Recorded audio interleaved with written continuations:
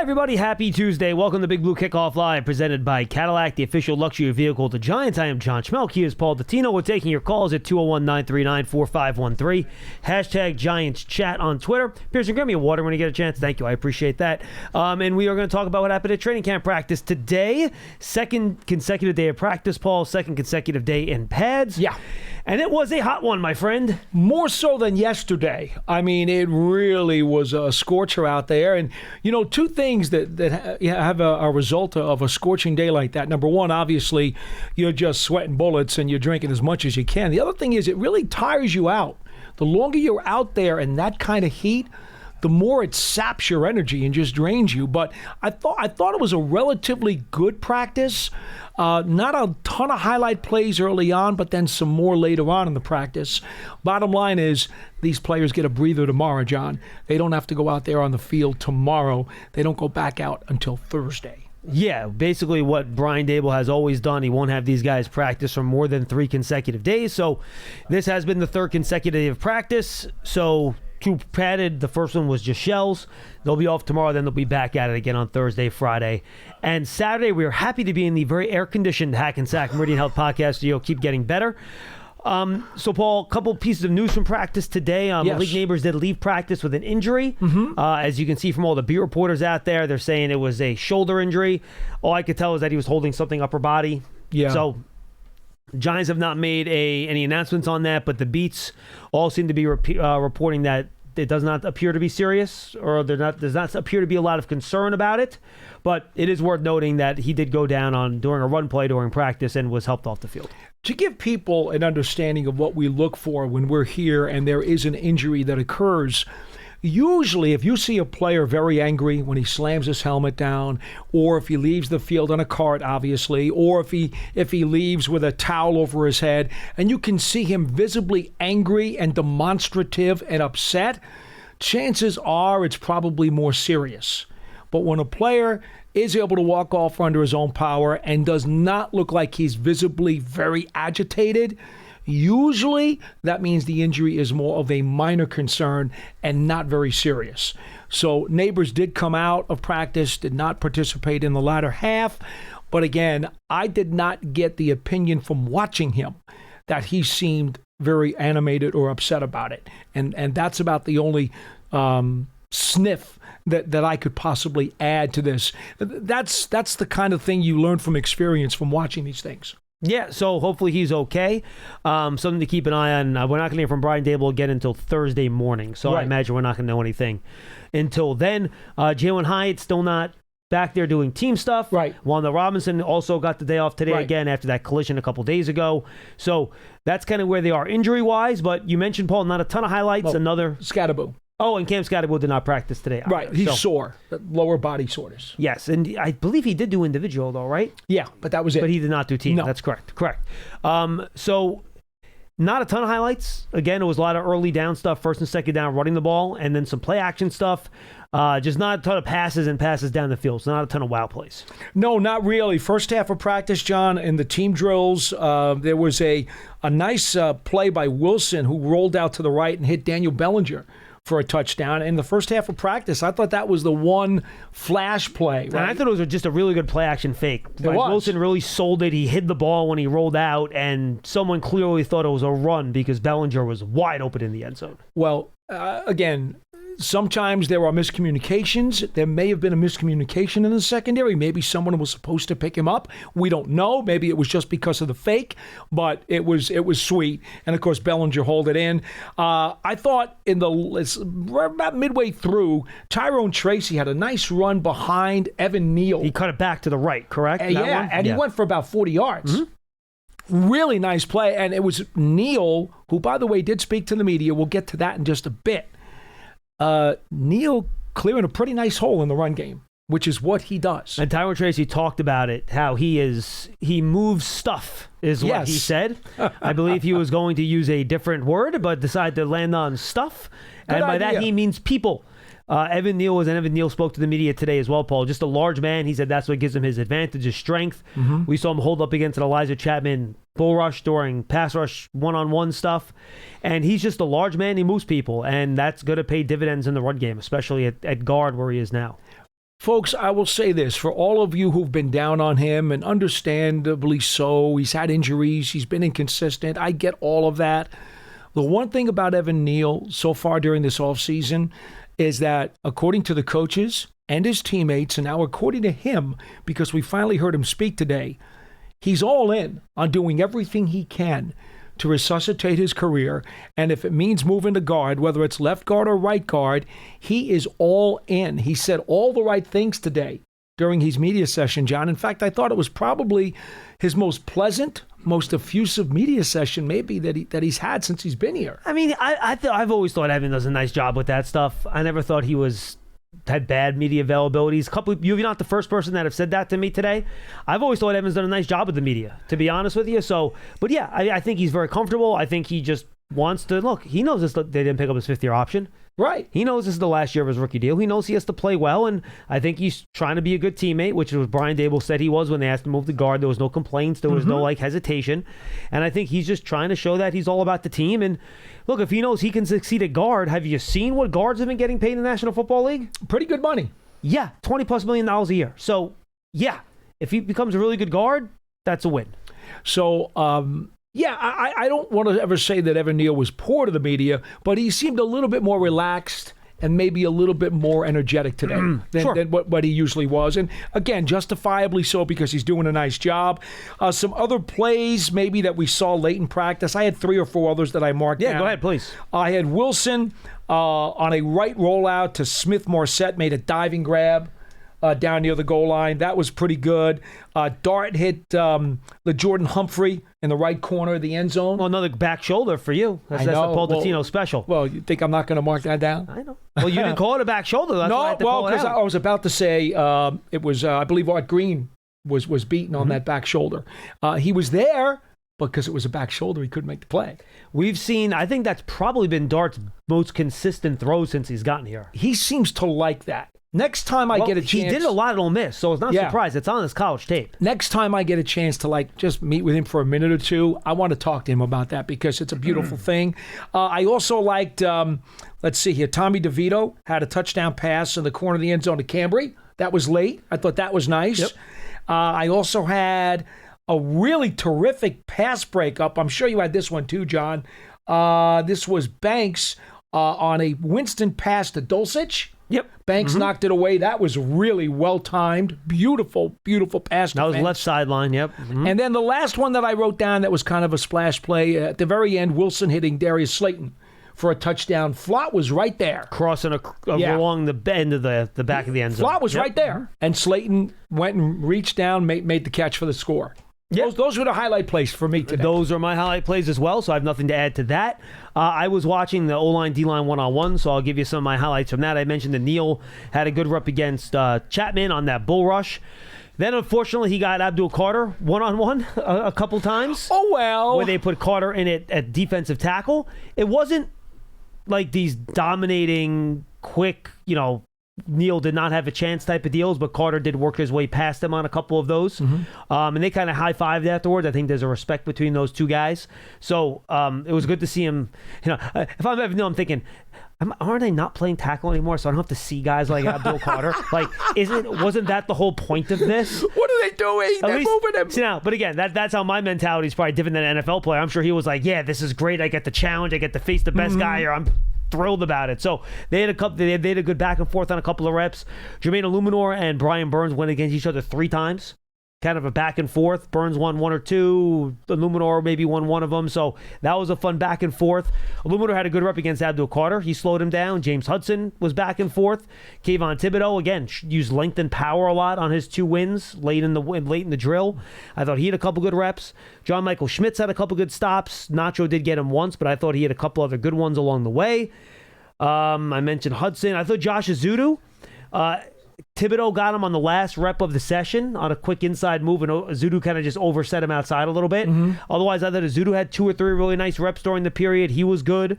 I mentioned Burns and Carter. So there was one other one that someone had a good bull rush. Oh, Alexander had a good bull rush against Runyon, but otherwise he got stopped in a couple other ones. So back and forth, I thought this was more even Steven, maybe slight edge to the defense. Okay. Then it was yesterday where I thought the offensive line kind of got the best of the period. So I thought it was a good back and forth in the one-on-ones. Interesting about Carter. I was doing a TV interview with Kiwanuka. I missed the O-line, D-lines. I was glad John was able to get over there to see it. But Kiwanuka, I asked him specifically about Carter. I said, Matthias, you were so versatile. You played all the line positions. You played strong side linebacker. You were all over the place. You were up. You were down. We keep hearing that they're going to do a bunch of things with Abdul Carter, and he's done a lot of stuff at Penn State. But as a rookie, how hard is that to make the jump into the NFL and to be given that entire salad bar right out of the box? And he just started laughing. He goes, that is hard. Which, by the way, and if you talk to Kiwi now, like he never said this when he was playing, but he'll tell you, like, my career could have been a lot different if I actually got to play where I was supposed to the whole time. If he had been just at defensive end the whole time, he would have put up some nice numbers. He would have. I think it was for the team that they moved him, and he always did what was good for the team. It's very similar. The same way Abdul Carter showing up in Burns and Thibodeau already here. When Kiwi showed up, it wasn't just two guys ahead of him. I know. When Kiwi showed up, it was Osi, it was Tuck. Strahan was here as well. That was his final year. Sure was. And then JPP eventually showed up to play edge as well. So it was a bit of a crowded room to get him into his traditional defensive end spot. So not only did I talk to him about the way to use Carter and obviously the challenge that he's going to have as a rookie, which, again, Kiwi said it's a monumental challenge. I did ask him about having, quote, too many pass rushers. And what is it like for you as a guy who knows there are so many other guys who are in your role, and you're going to have to split snaps, you're going to have to share snaps, and now you have to mentally adjust to that you're not going to get the bulk of the snaps. You're not going to be the guy who's in there every play to set somebody else up. And he said that is also a mental adjustment that you have to make. You have to understand that everybody's got to eat. Everybody's going to get a certain amount of reps. And it's better for everybody as a whole, for the team, if everybody takes fewer snaps so that they all get an opportunity. He said it's going to be an adjustment. Carter's going to have to understand that there will be some times he's going to be off the field that he wants to be on. Yeah, and I think he'll have to figure that part out. We also had some media vals. We have a full bank of calls here we're going to get to in a second. We mentioned Evan Neal. We heard from Tyrone Tracy after practice. He talked about Evan Neal and again, he talked about what we kind of talked about in the spring, Paul. I always like when the players mirror what we say on the show because it makes it so that we actually have half a clue of what we're talking about half the time. But how him and Scadaboo and Singletary, it's not going to be like, all right, this is the goal line back, this is the third down back, this is your first and second down back. They all do everything. So my guess here, Paul, is that we're going to see a situation where, all right, this series, this one's yours. This set of downs, this one's yours. Could be. Because it doesn't seem like, maybe on the goal line you'll see more Scadaboo than the other guys, but I think they like Singletary in those spots too. I think they trust them all as pass protectors, as Tracy said. As Tracy said, they trust them all as receivers. So I think it gives them a lot of versatility with who they're going to use when, since all three guys can do everything you need. There are a lot of options on how you can break this thing down because of the abilities of all three of those guys. And I'm going to tell you, I'm going to add this again, and I've mentioned it a number of times. Eric Gray being hurt has really impeded his chances of making this team. Because if the Giants go with 4 running backs, Dante Miller wants a spot, John. He runs hard. He runs fast. He looks like he's reading the holes even better now that he's in his second season. If there's going to be a 4th running back, Dante Miller certainly is gaining some ground on the spot. Now, what is he going to do in the preseason games? We'll see.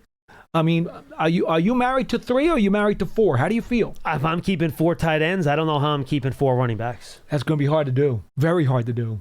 Let me put it this way, Paul. If you're keeping 4 running backs, is that 4th running back ever getting a jersey on game day? No. So why do you keep 4? Yeah. Now, if you get to a spot where your 4th guy is so good in preseason games that you don't think you can get him onto the practice squad and I know you love him that much and you don't want to lose him, then yeah. But let's be honest. Is there room to play anyone behind Singletary, Scadaboo, and Tracy? There's really not. Heck, there's really not. I wouldn't be shocked if we end up, and this is not me knowing anything, folks, it's just me talking, so do not report this or aggregate it. Like, would it shock you if we got to the end of camp and Scatterbo and Tracy have been so good that teams start calling about Singletary if they need a veteran running back? Would that shock you? If teams, I'm not saying the Giants would answer and say, yes, we'll move him, but would you be shocked if other teams would call and make that call because they respect Singletary and they could use him? No, I would not be shocked. He's an accomplished NFL back who's done a lot of good things for good player. For playoff teams, by the way, too. Good player. And he's a pro. Yeah. So, no, that would not shock me if somebody showed interest in him. Yeah, I think that running back room, the book is yet to be written there. And there are different ways they could go. But I see your point. The fourth running back is not going to get a jersey. Now, the problem, of course, is, A, can you get him onto practice squad? If you like what Miller's doing, can you get him onto practice squad, number one? And then number two, even if you get him there, might he get plucked? There's always running backs. You know how they get hurt, John. They get dinged. And even if you need somebody for 2 or 3 weeks, you're going to want that other guy. To your point, how does he do in the preseason? Because that's what's going to dictate whether another team tries to pluck him. Yep. All right, you ready to do some phone calls? Let's go. All right, 201-939-4513. Just a reminder, run or walk with Giants Legends. The Giants Foundation will host a 5K race and kids run presented by Quest on Sunday, October 26th at 9 a.m. at MetLife Stadium. Net proceeds will benefit the Giants Foundation. All participants will receive a commemorative t-shirt, and after the race, stay for a post-race festival with appearances by Giants Legends and a live DJ. Register now at giants.com/5K. The Giants Foundation is a 501c3 nonprofit corporation. And while you're there, and if you want to see this Giants team on the field this year, go to giants.com/tickets. Season ticket memberships, you can check those out. Individual tickets as well. You can find it all at giants.com/tickets. All right, our first call of the show is on specifically for Paul. I want to go to Ed in North Carolina. Ed, what's going on? Hey, what's going on, guys? How you doing? I appreciate the job you guys do every day. Thank you. What do you got for us, Ed? Appreciate you. Yeah, so I know it doesn't get talked about a lot, but in realistic football terms, fantasy football is a big part of the popularity of football, and I'm a Giants fan. I'm in fantasy football drafts. Assuming Malik Neighbors is the first person you could get, I would like Paul to pick first, if it's okay, and say who he think I should take on my fantasy football team for the Giants, and then John, if you would pick another person. Sure. This is, aside from Neighbors, who you think might be really high production-wise from this Giants offense. Correct. Okay. And I've taken a lot of Tyrone Tracy stock so far. All right, Paul, what do you got? Well, Paul's in 6 leagues this year, by the way, so he's ready to go. you don't believe that for a second, do you? Yeah, he's in 8. 0. Tyrone Tracy had over 1,000 yards of combined yardage from scrimmage last season. So it would be very hard for me not to tell Tracy because, quite frankly... Are you afraid, though, that Scatterbo might cut into his production? Well, he might. And to be frank, I've said on this program before, I could definitely see Scatterbo as a touchdown gobbler. Yes. I've told you that before. He could hoard touchdowns. And by the way, they're also going throwing passes out of the backfield. Yes. So if you have a running back, and this is to your point, Ed, if you're late in the draft and if you know a running back's going to get goal line carries and catch a lot of passes, it's a lot of free points, especially if you're in a PPR league. You know, I do believe that when push comes to shove, at some point during the season, and I don't know how early it's going to be, I think in key spots, Scatterbo's going to be number 2 ahead of Singletary. I do believe that. I would not be surprised by that, Ed. I'm going to give you Theo Johnson. I think he's a guy as a flyer late in your draft. I believe he is going to be an 80% of the snap tight end type of guy. They like him as a blocker and a receiver. He's a big target for Russell Wilson. Now, the problem is that Russell Wilson does not throw over the middle a ton in those short intermediate areas. No. So that could limit him, but he's so big and tall, he might be able to get him the ball anyway just because of his size. So Wilson has not historically thrown to the tight end a bunch when he was in Seattle, so that's a little bit of a worry for me. But, you know, Slayton, if he's going to be like your 4th wide receiver, that's fine. I mentioned my thoughts on Scatterbo. I think those are the guys I would consider taking. Hey, John, is it okay if I ask Paul one quick one? Of course. So, Paul, I know you go back and you always call out the teams like just off of knowledge, which is crazy to me. But you guys have seen Abdul Carter. I know it's just, shirts and there's no pads, but is there anybody that Abdul Carter reminds you of, Paul, that is a past Giant player? that he has that twitch, or he has that move, or he has that something that reminds you of some of the other guys. I've said this before, and I know John has a perspective on this too. And thank you, Ed. Appreciate the call, man. Good stuff. I've told a lot of people, and I've mentioned it to the former Giants who we've seen at training camp, and they've all agreed that they saw the similarities. He's got the body type of Pepper Johnson when Pepper played here. Thick neck, broad shoulders, very boxy. You've mentioned OC. OC wasn't quite with the thick neck and the boxy. Well, I would more compare him to OC in terms of pass rush style. And that's fair. Yes. That's fair because he's a pass rusher, and Pepper was not as much of a pass rusher. He was more of a hulking, athletic, physical, smash mouth kind of backer. But the frame, the body reminds me very much of Pepper Johnson. I even told Pepper that the other day when he was here. But his athleticism and his ability to have range and to cover a lot of the field reminds me of Jesse Armstead. So when you combine Armstead's range and athleticism and quickness with Pepper Johnson's body, who was much more bulky, not that he didn't have athleticism because he could cover backs, but that is quite a unique combination of talents.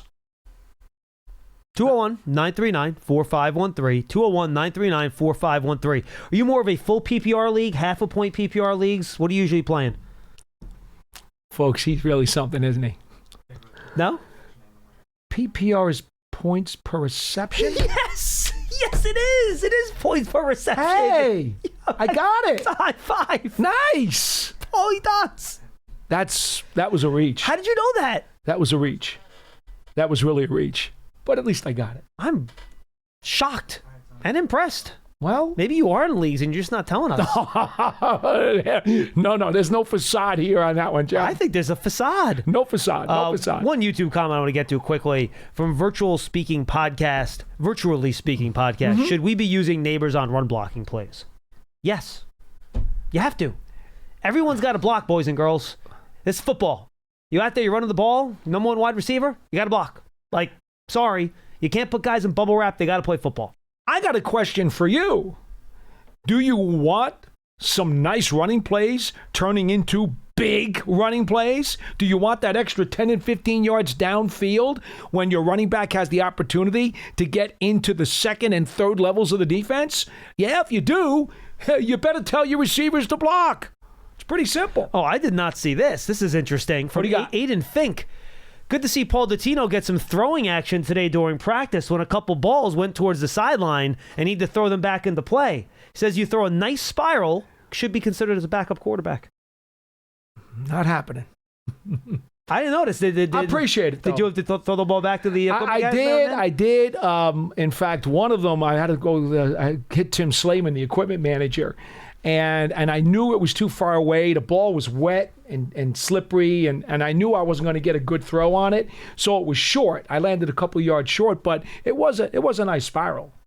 But hey, one thing I could do, folks, I never actually played the game. I've studied the game as long as I can remember since I was a kid, but I never played organized football. I don't like pain.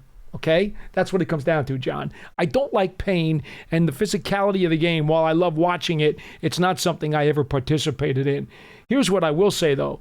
Man, when I was growing up, intramurals and street ball and stuff like that, people always wanted me because I could throw that spiral. I had I could spin it. I could really throw a good spiral. And so because of that, people always wanted me on the team because I could throw it.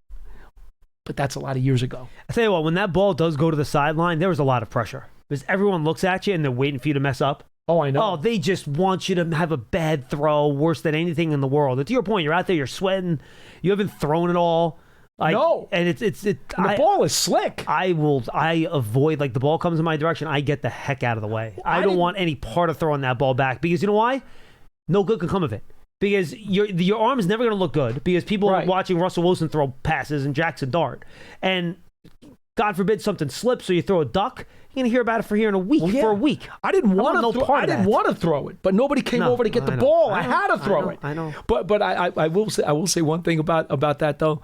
You know, the funny part about it is Avis Roper, who used to work in the media relations department here with the Giants. You were here with Avis, right? For a couple of years before he left for the NFL? Yeah, of course. Avis took great pride in his arm. Oh, he had a good arm. He did. He did. He had a good arm. Absolutely had a good arm. And he never passed up an opportunity to throw the ball back. Well, Avis was also like 6'3" and like 250. Absolutely. A large man. Maybe not 6'3", like 6'2", Avis? Probably 6'2". Yeah. All right, let's go to Cliff in New York. He's up next. Hey, Cliff. Hey, guys. How you doing? What's up? Can you get off speakerphone, Cliff? It sounds like you're calling us from a submarine. Or an airline hangar. Is this better? That is much better, There you Cliff. go. What do you got? That's what happens when you pick up the handset. I'm delighted to hear that everybody's got multiple skills on both sides of the ball. I'm just wondering if that gives us an edge, or if everybody else is doing the same thing. In terms of what? Players can, on both DL and OL, can play different positions and I mean, Cliff, I don't think that is impacted by what other teams are doing. I think it just gives you more versatility in building your roster if you know a guy can play guard and tackle. It gives you a little bit more flexibility that way. Look at it this way. You know there are going to be injuries, right? That too. You Correct. know that. So the more flexibility you have, every coach will tell you, the better he's going to sleep at night, because it gives him more options as opposed to, what do we do now? Well, that's what I was thinking. It gives him options when he game plans and during the game, That too. doesn't it? I mean, he can come up with things they haven't seen before on film. Mm-hmm. It seems like he could do that for maybe 4 or 5 games before they can catch up and see what's going on with these different ways that they can use guys on both sides. Well, I think that's one thing that Jason Sehorn used to tell us all the time about whenever you played the St. Louis Rams and Mike Martz's offense. Martz had so many different things that he could do with his receivers, his backs, and his tight ends. You know, when Kurt Warner was there and they were the greatest show on turf. Yep. And he would say, it didn't matter. And, John, this is true. Sehorn would say you could watch 3 or 4 games and still not have a clue as to what he's doing on offense, because Martz was that creative in terms of being able to mix and match Who his said that to guys. you, you said? Sehorn. Interesting. Yeah. Sehorn really studied this stuff, and he's like, you watch 3 or 4 games, it doesn't matter. It doesn't matter, because Martz is going to show you something on Sunday that you haven't seen on tape. He always had the ability to swap guys around in all different ways and have them do different things. Well, that's what I think we might have going, man. It sure sounds like it to me, especially to get the jump on people in the first quarter of the season. Nobody knows what anybody's doing the first game. I'm thinking of Belichick used to talk about this all the time. Nobody knows about the first game, but once you got something down on tape, Sure. It becomes easier to prepare and play during the game. Well, Cliff, one thing we're seeing, too, they are moving the wide receivers around, too. Like, guys are inside, outside. Yeah. So yeah, it's a good thing. Why can't Wandale run down the field like Hyatt? Now, one thing. John and I were on a seminar with the NFL yesterday. Remember what they were talking about, pre-snap penalties? Mm-hmm. Pre-snap penalties have gone up exponentially in the last several years here in the league. Last year, there were over an average of over 6 pre-snap penalties per game, according to what they told us on the NFL seminar yesterday for the broadcasters. And they're saying to all the officiating crews, when you go around to camps this summer, make sure you emphasize to your team, to your teams, your coaches and your players, we're calling this stuff. You guys better clean it up, because we had a ton of them last year. And it's not like they're going to stop calling it. They want teams to clean up that pre-snap penalty stuff. And we're seeing more motion now than ever. It's tricky. The more you do that, the more you put yourself in position to potentially get called for a flag.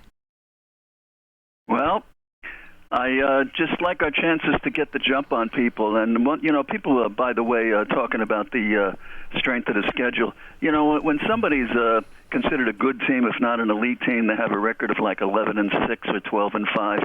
That means they lost 6 games and they lost 5 games. I don't think they always lose to teams in their weight class in that situation. I just think if we come out like gangbusters, I think it could really be something. Even if we have to sit without Andrew because they've made enough of improvement to get by without him a little bit better. Thank you, Cliff. Appreciate the call. And look, starting the season strong, important, yes. Even more important than that, starting games faster. Yeah. The Giants have been trailing I mean, Warren Sharp had this, and his podcast, I think, is coming out Friday for us. He does a great job with the numbers. Mm-hmm. I think I don't have no I'm offhand, but the bottom line is that the Giants have done worse in the first halves of games than like any other team, like almost since Dable's gotten here. And they just start games so slow. And I know I've heard Dable talk to his team about starting faster in these games. Like if you're going to get the most out of what this defensive front can do rushing the passer, you got to get some leads. You can't be constantly playing from behind. If you want to use play action on offense to let Russell Wilson do his thing like he did in Seattle, can't do that if you're down 14 points in the second quarter. You got to start faster offensively. Yeah, for sure. They give us, bless you, they give us a game book, which is a play-by-play description that the statisticians print out after every game in every NFL stadium. John, how many times have we looked at that game book getting ready to do the radio post-game show? And one of the stat lines they have in the game book is time that the team led, time of the game was tied, and how much time on the clock was when the team was trailing. Invariably, every week, it is totally lopsided against the Giants in terms of time on the clock trailing. All right, I got some stats here for you. I looked it up. This is off of teamrankings.com. Hopefully this is okay. Accurate. What do you got? So 2024 season, only one team averaged fewer points than the Giants in the first quarter. That was the Bears. The Giants averaged 2.1 points per first quarter. It's not even a field goal. The top teams and everyone out of the bottom half is like above 4 points per first quarter. 2023, the Giants were last in the league in terms of first quarter points. 1.5 points for first quarter in the 2023 season. Let me give you the 2022 season. And that was a year where the Giants actually played well. They made the playoffs. They won a playoff game, right? Well, that year in the first quarter of games, the Giants, they were a little bit better that year. No, they weren't. A little bit, but not much. 2.8 points per game. That was fifth worst in the National Football League in 2022. Well, that was the year that Jones, I believe, led them to 6 come-from-behind fourth-quarter victories. Yeah. Even you want to go back to 2021, the year before that, 2.1, tied for worst. That was before Dable got here. So it's something that they need to do a better job of. Whatever that is, and I'm hoping that the change in quarterback will help that a little bit. Maybe that was a Daniel Jones problem as much as it was a something else problem. But you got to start the games faster. And hopefully Russell Wilson, who's seen everything and maybe doesn't need as much time to figure out what the defense is doing, can get these games and the Giants offense off to a little bit of a quicker start. Yeah, no question, John. I'll back that one up 100%. No question. All right, let's go back to the phones at 201-939-4513. Our buddy Abdul is in Minneapolis. Abdul, what's up, man? Long time no speak. How you guys doing? We're good. I've been tweeting with Paul the past few days. I'm sorry to hear that. I'm kind of it's okay. I'm glad I'm hearing some positive stories about how the O-line is coming together, how Evan Neal is looking good at guard. But that's lead me to worry that our run defense is once again going to be an issue. The run defense today, Abdul, was actually pretty darn good. Day one, okay. I thought the Giants ran. They broke a couple explosives, which I'm sure the defensive wasn't happy with it.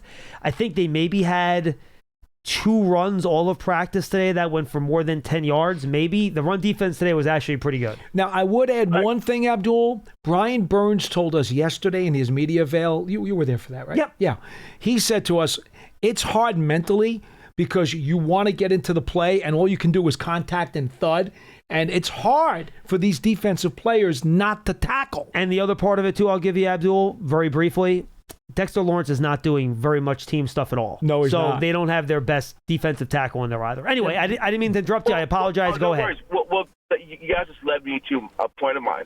Once again, I'm not sure if the Giants did enough in the offseason to get that backup nose tackle, the second defensive tackle, because once Dexter is off the field, because he can't play every single snap. Sure.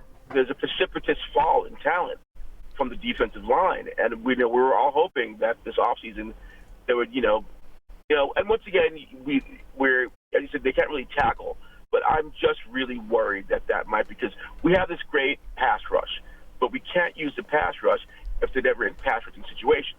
I can tell you, Abdul, I feel good about him, but the coaching staff feels even better about him, and that's Roy Robertson Harris. They think he is going to be a huge help in that regard.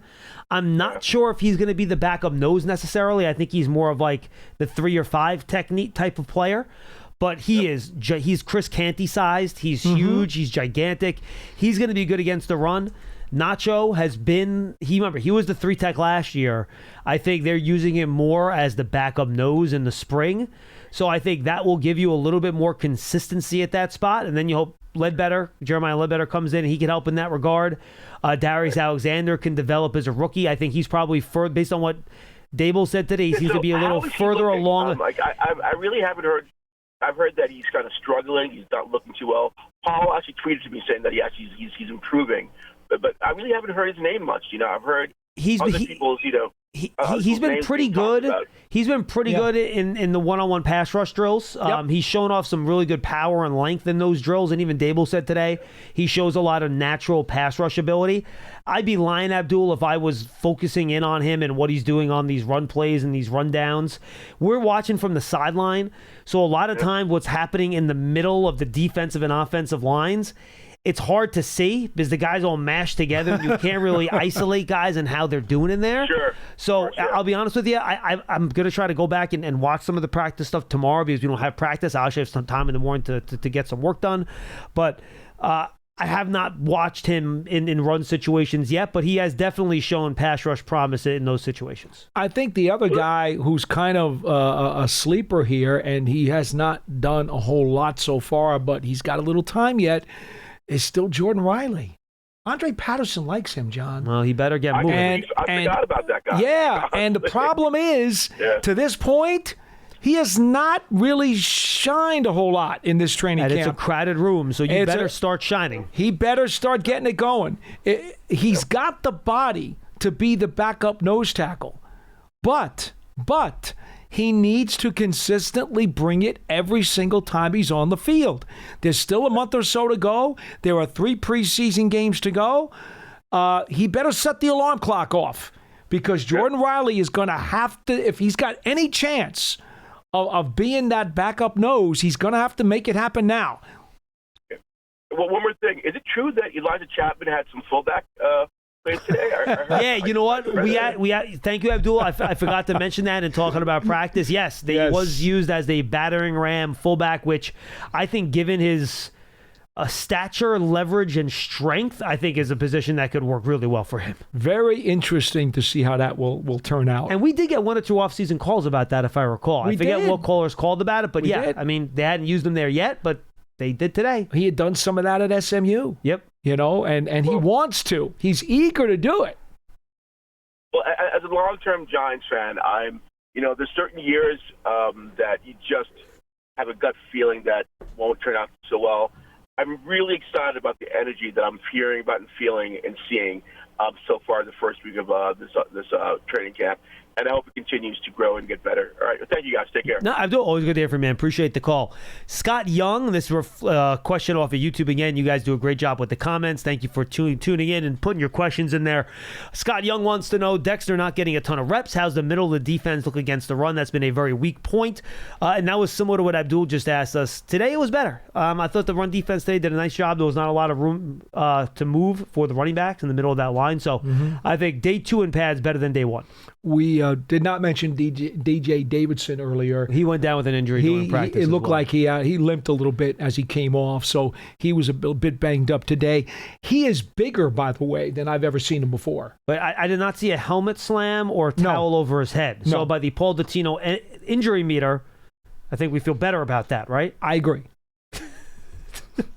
It's very unscientific. Yeah, that's about as unscientific as you get, actually. But he is definitely bulked up. He has a much wider, thicker frame than he's had in the past, and he's obviously involved in that competition too. Okay, we got Sergeant 77. Haven't heard much on the kicking game. That's been a problem the past few years. How we looking? We had a few kicks at the end of the first few days of practice, but not much to go I've been by. so locked in on the padded stuff the last 2 days. Have they kicked it all the last couple of days, Paul? Well, Gano did some kicks today at the very end, but nothing really to speak of, and they're not they're not forcing these kickers to kick 55-yarders at the beginning of training camp. Right. That's not happening either. So, and they're going to try to keep Gillen in as minimal punting situations as possible because you don't want to burn his leg out either. Correct. Or get him hurt. So there's really not much to say. I will add one other item, though, for you, and that is when Graham Gano is healthy, and I know in each of the last 2 years that hasn't been the case, John, but when Graham Gano's healthy, he's as good as any kicker in the league. Yeah, we just haven't seen that in a bit. No. The last years he's been hurt. So I think he was pretty good end of last year. He got more consistent once he got back and got healthier. Yeah, he was fine. Yeah, he was Once he got back, I will say McAtamaney is working his butt off. Really, really working his butt off. And if he's practice squad again, I wouldn't be shocked. Well, he has the international exemption exactly, again. right. I did check on that. That is true. He does get that exemption again this season, so they could carry him on the practice squad. Without them taking up a spot. Yeah. All right, couple more calls before we say goodbye. You can give us another call if you want at 201-939-4513. Jeff in Maine is up next. Hey, Jeff. Oh, hey, afternoon, gentlemen. Thanks so much for taking my call. What do you got for us? So I think there's going to be a lot of close games this year, and the difference in some of them I'm thinking could be a big play and return game, and by the same token, not fumbling it. And so I love Gunnar Olszewski, the reacquisition of him. I love Smith-Marset, but I think if we had a great third returner, because it's a long season, that would make us even stronger. And I'm liking Dante Miller. He's 5'7", I think, like a bowling ball, and real fast. What do you guys think? And have they even been practicing returning kicks and punts? Yeah, they have. They didn't do much return game the first couple of days of practice this year, but they've done more the last couple of days. Dante Miller, to your point, Jeff, and I think it's a good one. Body type, athleticism, skill set seems made in a lab to be a good kick returner. Speed. Kickoff returner, ridiculous. not punt, kick returner. Speed's ridiculous. And he does go back there when they do those drills. Mm-hmm. But that can't be his main role if he's going to take up a 53-man roster spot. So he's going to have to contribute on coverage teams or in another way, along with the return stuff. As, again, is he going to, and we'll see if Gunnar Olszewski, and we should mention that the Giants did re-sign or did sign Gunnar Olszewski. We mentioned that on yesterday's show briefly. Mm-hmm. Special teams ace, he's back. So it'll be interesting to see how they mix Miller in with those other top three backs, Paul, which we talked about. Keeping four backs, if you're keeping four tight ends, that could get very tough. Yeah. I mean, we've got the preseason still to sort some of this out. And, of course, there's always going to be injuries that are going to force you into a position where you're going to have to keep X number of these guys and X number of these guys, too. How many you keep in a certain drawer. Mm-hmm. Injuries are always going to impact that. I will add this, though. When you look at the return game, to me, all right, and I know I've emphasized special teams a lot here in this offseason. I've really harped on that a lot. To me, when you've got Slayton, you've got Wan'Dale Robinson. I know Washington has been doing a lot of returning here too, John, during the camp. Bly can even do some of that stuff. I don't necessarily know if Washington or Bly are going to be here, but if you had to put Robinson or Slayton back there in a pinch, they could do it. Honestly, do you really need a, quote, third return guy on the team? No, I agree. No, you really don't. Mm-hmm. And Tracy could do it too, by the way. Yeah, sure he could. A lot of names there. Thanks, Jeff. Jeff, you got something else for us or no? Well, yeah, I just hate to see putting a starter back there because I remember, what happened with, a couple starting defensive backs over the last few years. Mm-hmm. And, all right, well, thanks a lot. I appreciate your show, guys. No, appreciate it, Jeff. Hey, look, that's why you have Smith-Marset, though. He's not a starter. Right. That's and same with Gunnar if he makes the team. Those are two guys that's what you're going to depend on. But it's hard to have, but the things like Gunnar does other stuff. Amir Smith-Marset, once Wan'Dale went out, he was the next guy up at wide receiver for them. He's been getting more wide receiver reps. He has been. So and he's held the ball too. He's caught it. He's done a nice job. All right, this is on a similar topic, so I'll go back to Virtually Speaking podcast on YouTube. Who should you sign as a wide receiver from free agency, considering how many injuries we've seen in training camp? Never thought I'd say this, but should we bring back OBJ? Should we be worried about Hyatt, who is still not back on the practice field? Look, you've had some injuries. Bryce Ford-Wheaton. Hyatt has not practiced. Wanda Robinson has missed a couple of days, so I understand where you're coming from on that. That makes sense. I don't know where OBJ is in terms of how well he can run anymore. That's something that Paul and I just don't know. Mm-hmm. If you look at the free agent wide receiver list, you have some other guys that have been more productive in recent years. Keenan Allen's a free agent.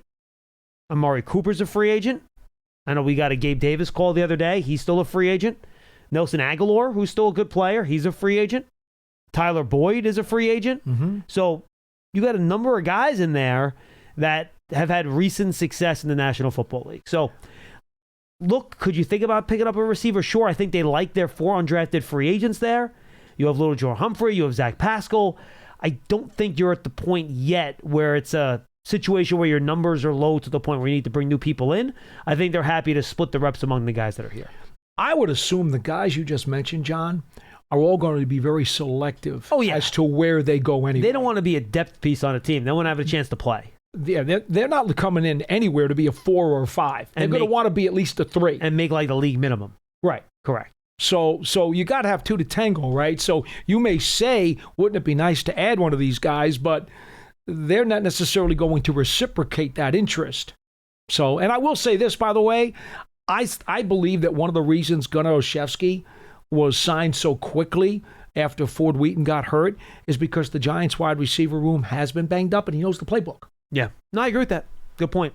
All right, let's go to our buddy Wilson in Roxbury. We haven't heard from Wilson in a while. At least I haven't. Maybe Paul's talked to him. Wilson, what's going on, man? No, hey, Johnny and Paulie, how are you? No, I haven't called Johnny. I've just been listening. So, we appreciate that. But I couldn't take it. I couldn't take it anymore. So listen. Anyway, before I start, after today, negative Wilson is going to go to like a darkness retreat, to ayahuasca. So after today, no more negativity. How about we start today? How about we start that right now, Wilson? Because I got to hammer you, and I got to tell you, Johnny, I'm a little disappointed in you, and I'm going to tell you why. What? But Paulie, well, I'll tell you. Give me a minute. But Paulie, you're setting yourself up to be hammered by me, by Charlie, by the guy in Florida, but all the guys that actually don't see everything as rainbows and roses, because I got to hear again, man, that Russell Wilson is bringing everybody up and there's a good atmosphere and this and that. Holy, you think Champagne gave him $30 million to leave because he's a good player? Did you see the last 6 games last year of Russell Wilson's play? Okay, whoa. So in Wilson. what world is this a better quarterback room? In what world? Wilson, hold on. What? Hold on. Go ahead. Come on. I've talked to Max Starks, who was part of the Steelers. Well, you wanted an answer. I'm going to give it to you. Max Starks, who was part of the longtime offensive lineman, who was part of the Steelers radio crew, I had an extensive conversation with him the night that Wilson signed with the Giants. And he told me flat out, huge problem there. There was a coaching staff issue. Wilson and Arthur Smith, the offensive coordinator, they were butting heads something fierce. Tomlin wasn't solving it very well. It wasn't smoothing it over very well. And so there was a lot of disconnect in terms of what was going on in Pittsburgh. They also ran into some very good defenses. They weren't balanced in terms of their rushing attack. Their wide receiving room was significantly banged up. In short, Max Stark said to me, Russell Wilson has at least one more good year left in him where he's going to be a competitive starter in this league. Now, that's a guy who knows a lot better than you or me. Okay, Paulie, fine, whatever you say. It's July 19th. It's what Max Stark said, not what I said. It's what Max Starks told me. Listen to me. When we are 2-5, and he's like on pace to have the most sacks in the history of the NFL. I'm gonna call you and I'm gonna remind you today. Why you keep telling me that? You keep telling all Giants fans that. How many times? You know what? There's one thing I'm a little upset, and this is with Johnny. You guys are throwing Daniel Jones under the bus every chance you get. And Daniel Jones was a class act from the first day he got. Come on, Johnny. You keep saying that it was Daniel Jones' problems that didn't score enough points. I mean, when the Giants made the playoffs, his best receiver was Reggie James, Johnny. He played well in Wilson. He played Wilson. To me personally, I don't like that, Wilson, Johnny. hold on. Wilson, hold on. I know I can tell you this stuff I because know. you guys Wilson, love hold me on. and you let me go ahead. Let me go back and forth. First of all, we get routinely accused of being Daniel Jones apologists, first of all. So just for the record, we also deal with that. A few different things that you said. I want to hit them one by one. We can go back and forth. Let's just bang through these. You're not upset, are you? You're not mad at me, right? You know it's all Wilson, fun, right? if I was upset, you know I was upset. You know that. If I was upset, Okay. You'd have been hung up on already. No, I don't hang up on people. No, I just yell at them. Lance does that. I just yell at people. I don't hang up on people. That's I right. yell at people. Yes. All right. Thank you, Johnny. Thank you. First thing on Daniel Jones. He played pretty well in 2022, especially as a runner. On no planet last year did Daniel Jones play well. He did not. No, he didn't, Johnny. But obviously he didn't. But what about Malik Neighbors drops a pass that if he catches that pass, they win the game. No, but Wilson, I don't care about Wilson. But it can't be everything about now Russell Wilson is gonna fix everything. No, I'm not. Wilson. I said Wilson. Stop. I said one thing at a time. One thing at a time. Okay, I'm going to do one little thing at a time. I don't want to, because if you get into the whole conversation, we're going to be here forever. Okay, all right. Go ahead, Johnny. I'm sorry. No, that's okay. It's all good. So last year he did not play well. And you know me. What do I always say? Wins and losses is not a quarterback record. I am not blaming Daniel Jones for the Giants' record last year. It is not a quarterback record, generally speaking. I'm a huge advocate of that. Paul knows that. Anyone that listens to the show regularly knows that. Mm-hmm. And no, but if you look at the first 6 games last year, Wilson, what did we consistently say on this show? The offensive line played well enough for this team to function. They did. They played well enough for this offense to function. And for a couple games, you saw it. Like Daniel Jones, he played pretty well against Cleveland on that game. They won that game 21-15. But the bottom line is that in these games, they scored 6 points, 18 points, 21 points, 15 points, 7 points. They did score 29 against Seattle in one of their wins. But then the Bengals, who, by the way, the Bengals last year, Wilson, they had maybe the worst defense in football. The Giants scored 7 points. They scored 3 against Philly, I'm not 18 against Pittsburgh. That. All I'm just, I guess my point is, you know what? I'm a little worried.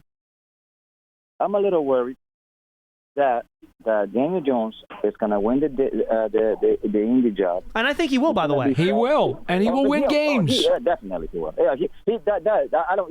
He's in there already, and he's going to be maybe 6-3, 5-4. And then Giant fans like ourselves are going to say, well, what the hell are we doing? Well, Wilson, and then, I'll say this. And then what happened? Wilson, let me say this. I'm just saying Giant fans. Gave up too much. No, I get it. Wilson, final thing. 6'5", 250. Wilson, final thing. Final thing. Right. We've said these things about Russell Wilson, and we're going off what players are telling us, by the way, in terms of how he's lifted the area up. And I think he doesn't turn the ball over. He's willing to throw the ball and make explosive plays down the field. Wilson, we've talked about this show a million times, and no one more than me.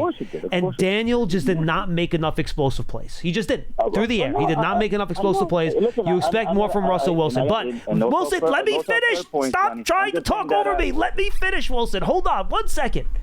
Final thing I'll say, with all the things that we said about Russell Wilson and what we like, Giant fans should not expect him to come in and put the team on his back and carry them this year. That's not the player that he is. To your point, and I've said this on the show a million times, you've heard me, he takes too many sacks, all right? He needs help from the offensive line. He needs a run game so that he could run play action off of that, and he needs his wide receivers to get open and make plays down the field. No one here is saying this is going to be hand the ball to Russell Wilson, let him cook, and he's going to be dominant no matter what's going on around him. We're not saying that. Giant fans should not expect that. He's going to need help. So there's the big question then. What? So everything again is it's the same thing again than we had last year with Daniel. Everything is if everything is if again. When is the if gonna end? Because football is not a one-man sport, Wilson. Wilson, it's a team sport. About this season. It is a team sport. Correct. Football Thanks is for the call, Wilson. not. Appreciate it. It's not baseball where your pitcher, yes, the fielders have to help him out some, but your pitcher has an awful lot to do with how you do. He's got to throw strikes. He's got to be able to fool the hitters. But they're going to put some balls in play, and his guys are going to have to field the ball. Well, in football, every play is incumbent upon your team. There are maybe 4 quarterbacks in the league, if you're lucky, that can be great no matter what's going on around them. Those are the elite guys. And those guys even get affected by what's happening around them. So that's just the way it is. I mean, look. But there are things that, and by the way, Daniel Jones took 1 million sacks too. Do I need to show you the Giants sack numbers given up 2 years ago? No. He also... I don't need to see them. But you know what? He also cut down his interceptions because he took more sacks. That's kind of the trade-off you took there. And actually, team drops... Yes. Has been a horrific stat for the Giants, and they did it to Daniel, and if they do it to Russell Wilson this year, he won't succeed very highly either. That's correct. 100%. So, no, it was not all Daniel Jones' fault. We've said that a million times. He did not get the help he needed. But he also, the play deteriorated for him from what he was in 2022.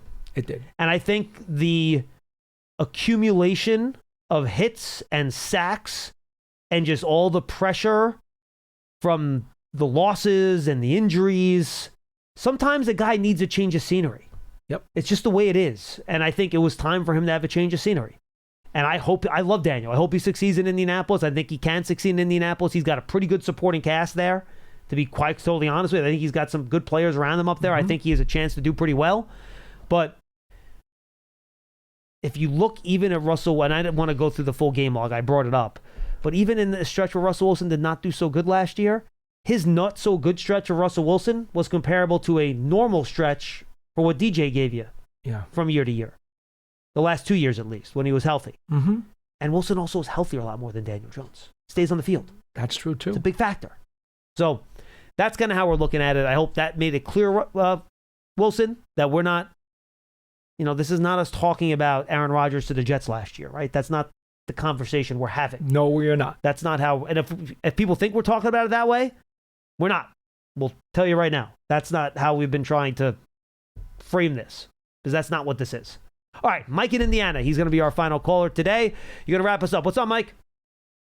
Hey, guys. Hope you all are doing well. It's a shame I got to follow up Wilson. Always exciting when he calls in. I got 3 things that I wanted to touch base on. I know you're about to end the show, but no, you're fine. You got time. Go ahead. Penalties, pre-snap penalties. How could you compare it to other years at this? At this start of the game, at the start of training camp, is it any more worse than what you've seen in years past, or do you think it's has something to do with the interchanging of the guys? And number 2 is who has been the primary 5 out there, with our swing tackle with Thomas being sitting out, who have been like the primary 5 guys that you all have seen out there, who's done well? Has Evan Neal, I guess Evan Neal is, transitioning into guard pretty well. So I've heard how that look from your perspective. And then number 3 is Cameron Scatterbo to you, does it feel different, like with him, being a 4th round guy coming in like he is with all this hype, at least statistical hype, 1,700 yards rushing, 600 yards receiving, caught 53 passes, whatever it was. Does he seem like, I guess, separated from anyone that you could compare him to? Is he making his name for that third down back, that pass catching back, even though Tracy can obviously catch the ball? Is it starting to trend towards him being the number 2 back in the 3-headed monster that we have? And I'll take my answers off the air. I appreciate you guys. Go Giants. No, thank you, Mike. Appreciate the call. I think Paul said this earlier, that in situations he could see Scatterbo being your second most usage back. I agree with him. I don't think it's a third down back situation, though, because I think they like Tracy as a third down back as well. I think it's just more get him more snaps, just allow him to own a series, own a possession, however you want to look at it, and let him grind it. Because he's the guy that wants to grind, too. He's going to wear on you over the course of a game. And the hope is you can keep both guys healthy for 17 games, correct. too. And you know what? You're never going to, because it's a running back. So you always have a guy that can step in and then take a bigger load from it. In terms of the offensive line, I think the procedural stuff has been pretty normal at this point in camp. It's been fairly clean, except for yesterday when at one point Brian Dable got a little annoyed when the offensive line had a little movement on some of those drills. That's when they were trying to get out of their shadow of their own goal line inside the 5. And I think obviously the offensive linemen are anxious to get off the ball on those plays to prevent losses. And there were a couple procedural penalties that he was not thrilled with. A rough delay of game today, too. Yeah, that's true. Really angry at that But one. you usually see that sometimes at the beginning. happen. I don't think it's anything that much different than what we've seen in years past. There have been a few. And then in terms of the starting offensive line, it's been the same 5 that we started last year with, the primary ones, which is left tackle James Hudson instead of Andrew Thomas, John Runyon at left guard, John Michael Schmitz at center. Right guard has been Greg Van Roon and Evan Neal. I mean, has it been almost even? They've split the snaps. Or Van Roon maybe a little bit more than Neal. Yeah. Because then Neal's been with the 2s at both right and left then he guard. goes to left. So yeah, exactly. He's done both, so they're working on both sides. And then they've had Jermaine Illuminor has been a rock over at right tackle. And look, Neal's done a nice job. I think he's making progress and he's getting better. I think I've liked what I've seen from him at guard, and I think he has a chance to wrestle his way into some playing time. But I think early returns is pretty good. I think James Hudson's been fine, by the way. Like, it hasn't been a situation. He hasn't been perfect. He's been beaten. But it hasn't been a deal where whoever's lined up over him is just in the backfield constantly. I have not seen that. I'll say this about him. He's very feisty. He likes to play. Oh, boy, is he feisty. Did they ask Burns about him yesterday at the media availability? He talks a lot.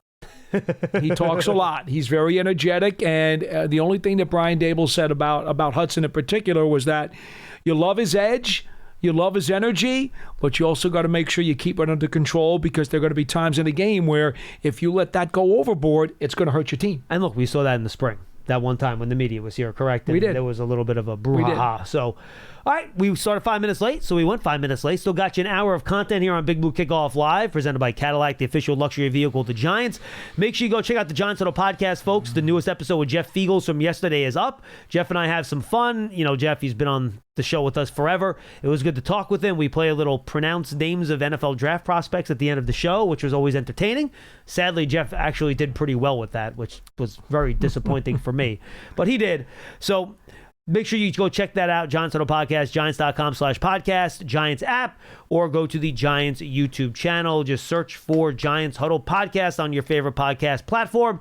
We're in the Hackensack Rudy Health Podcast Studio. Keep getting better. For Paul Dottino, I'm John Schmeelk. I think it's me and you again tomorrow, right? If I'm not mistaken. Yeah, it is At 2:00. I'm back with you. I'm back here tomorrow. No, I think it's SciTac tomorrow. Actually, Is it? I think I slid SciTac in tomorrow. Okay. So make sure you guys go check that out tomorrow on Big Blue Kickoff Live, and we'll talk to you then.